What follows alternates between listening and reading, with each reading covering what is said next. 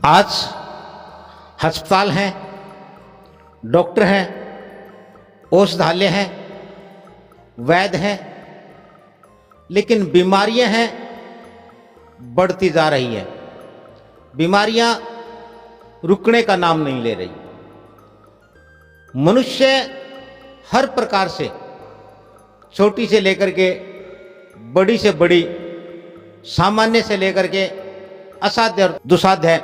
रोगों से, बीमारियों से ग्रस्त और त्रस्त होता जा रहा है। ऐसे ऐसे रोग, ऐसे ऐसे नए नाम बीमारियों के हमारे सामने आ रहे हैं जिनके बारे में शायद मनुष्य ने कभी कल्पना भी नहीं की थी। मनुष्य आज शायद सबसे अधिक चक्कर अस्पताल, डॉक्टर, वैद्य और औषधियों के लगाता है। खूब खा रहा है, पी रहा है, लेकिन ठीक नहीं हो रहा। ये एक ऐसा विषय है, ये एक ऐसा सोचनीय पहलू है जिसके ऊपर मनुष्य को हर प्रकार से पूरी गंभीरता से विचार करने की आवश्यकता है। आखिर मनुष्य जो पूरे संसार में जितनी जद्दोजहद कर रहा है, विकास के लिए, तरक्की के लिए, शिक्षा के लिए, उच्चता के लिए, जब मनुष्य स्वस्थ नहीं होगा, जब मनुष्य स्वस्थ नहीं रहेगा, तो वो उसकी उच्चता, उसकी विद्वत्ता, उसका विकास, उसकी तरक्की किसके लिए है और वो किस काम की होगी। इसलिए मेरा ये मानना है, मनुष्य जब तक संत मत के अनुसार, हमारा देश ऋषि मुनियों, त्यागी तपस्वियों का देश है, संतों और महात्माओं का देश है। हमारे पूर्वजों ने, जिनकी हम संतान हैं, जिन पर हमें नाज है, फख्र है, जो पूरी दुनिया के लिए संदेश कारक बने, वो हमारे पूर्वज, वो ऋषि मुनि, वो त्यागी तपस्वी, जिन्होंने समूचे शरीर विज्ञान को जाना, समूचे आहार विज्ञान को जाना, जिन्होंने ये जाना जीवन क्या है, जीवन क्यों है और इस जीवन का असली मकसद क्या है, इस जीवन का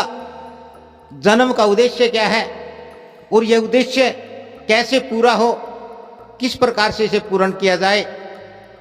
इस विषय पर उन्होंने त्याग और तप के जरिए महान खोजें की, शोध किया, जिसे हमने तपस्या कही, जिसे हमने साधना कहा।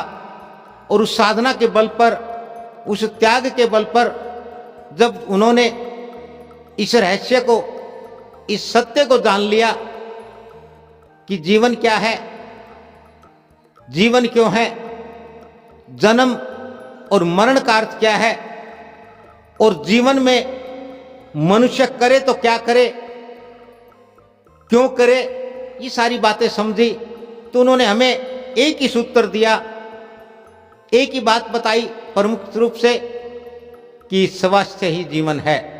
अगर किसी व्यक्ति के पास, किसी मनुष्य के पास, किसी जीव के पास स्वास्थ्य नहीं है तो बाकी संसार की सारी चीज़ें उसके लिए किसी काम की नहीं है, व्यर्थ हो जाती है, गौण हो जाती है, क्योंकि वह किसी भी वस्तु का आवश्यकता अनुसार या जिस अनुपात में उसका प्रयोग किया जाना चाहिए वह प्रयोग नहीं कर सकता है। इसलिए स्वास्थ्य को सबसे बड़ा सुख माना था और आज मनुष्य के सामने स्वास्थ्य सबसे बड़ी चुनौती बन गया है। तो मेरा समूची मानव जाति से ये निवेदन है, ये विनती है कि हम अपने संत और महात्माओं, ऋषि और मुनियों के उस संदेश को समझें, उस संदेश को जानें और उस पर अमल करें कि मनुष्य स्वस्थ कैसे रहे, क्योंकि स्वास्थ्य के बिना कभी सुख नहीं हो सकता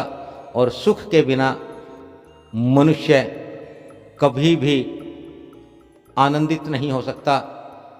खुश नहीं हो सकता है। और खुश हुए बिना मनुष्य का जो जन्म है और मनुष्य का जो जीवन है उसका जीवन असफल है, निष्फल हो जाएगा और जन्म जो है वो उसका व्यर्थ चला जाएगा। इसलिए स्वस्थ रहें और हमारे पूर्वजों के, हमारे ऋषि मुनियों के इस सूत्र को समझने का, जानने का प्रयास करें। स्वस्थ रहें, सुखी रहें, खुश रहें।